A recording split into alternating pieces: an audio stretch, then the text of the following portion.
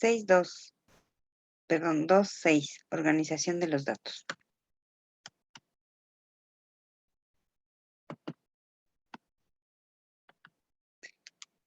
Siendo el dato el material que se debe procesar, es decir, la materia prima de la estadística, se obtiene de la siguiente forma.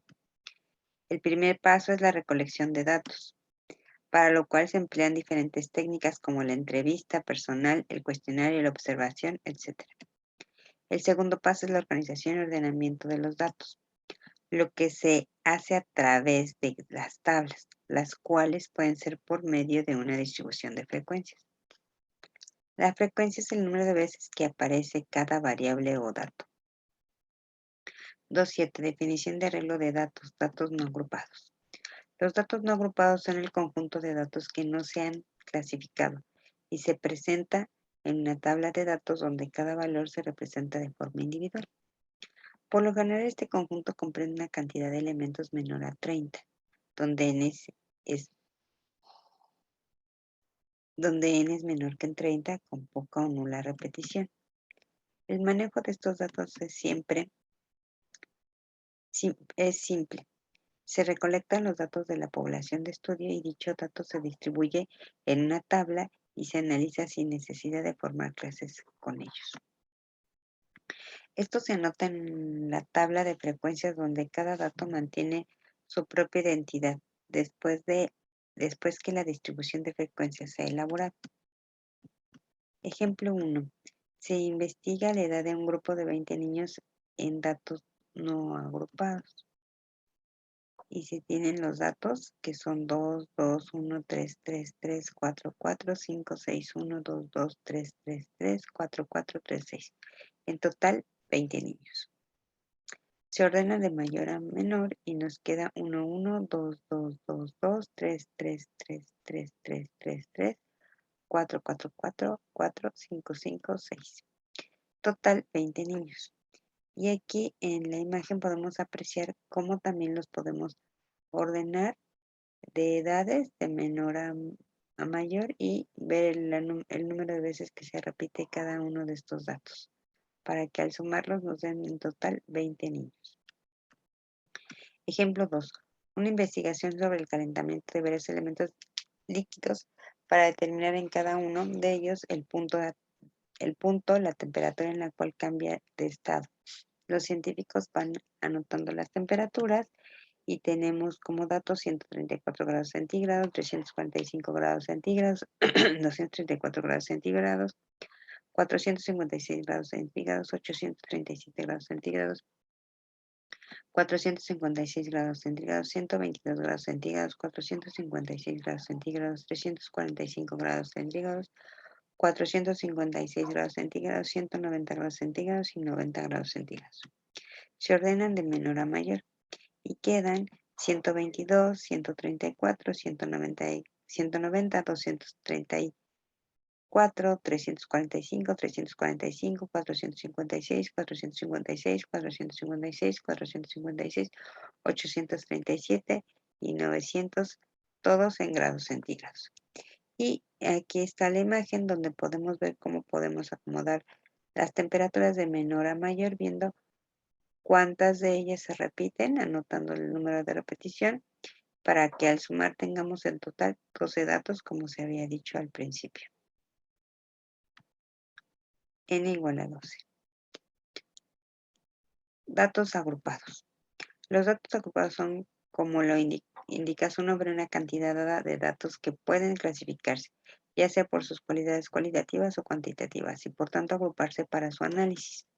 Estos datos por lo general son agrupados cuando su población cuenta con alrededor de 20 o más elementos que comparten una característica y caben dentro de una categorización, repetición de un valor, pues permiten un mejor manejo y análisis más profundo de los mismos. Al emplear este método se pueden manejar por clases. Una clase es una categoría en la que se agrupan los datos, por lo cual puede organizarse o clasificarse de dos formas. Datos agrupados en frecuencia, en intervalos.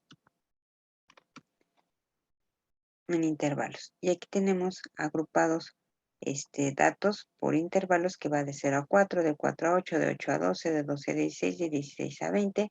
Y también los podemos agrupar por frecuencia. Esto es, ¿cuántas veces se repiten los números del 0 al 4? Pues 3, esa sería su frecuencia. De 4 a 8, 5, de 8 a 12, 6, de 12 a 16, 4, de 16 a 20, 3. Y en total, al sumar la frecuencia, tenemos que vamos a tener 21 datos, que sería igual a n. Manejo de estos datos. Su fin es resumir la información mediante el uso de tablas que organizan sus elementos y agrupan sus valores para ser representados numérica o gráficamente. Esto implica ordenar, clasificar y expresarlos en una tabla de frecuencia o de intervalos. Se agrupan los datos si se cuenta con 20 o más elementos. Dicha clasificación tiene coherencia y lógica, de acuerdo con lo que se nos está pidiendo.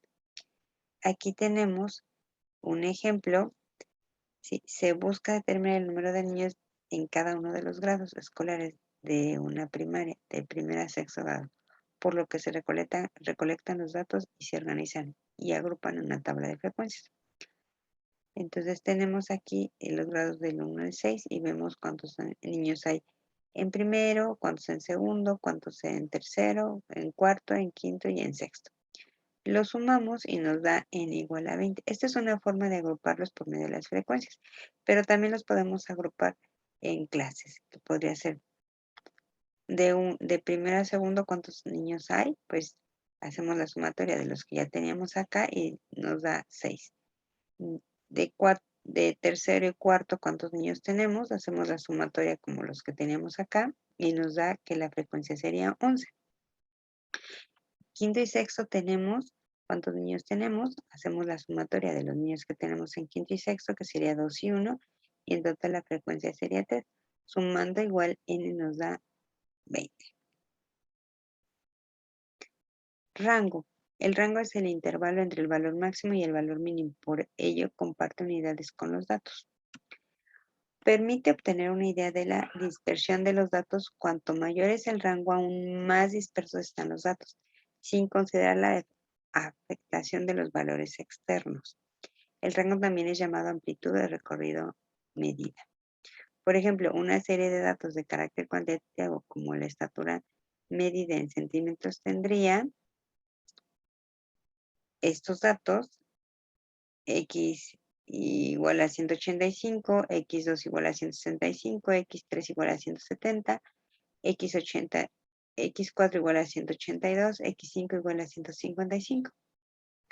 Lo que posteriormente hacemos es ordenar del menor al mayor y ya nos quedaría x1 igual a 155, x2 igual a 165, x3 igual a 170, x4 igual a 182 y x5 igual a 185. Y ya una vez que se ordenan, pues ya podemos aplicar la fórmula del rango, que es el dato menor menos el mayor. Y entonces ya quedaría 185, perdón, el dato mayor menos el menor. 185, que sería el más grande, menos el menor, que es 155, y esto sería igual a 30.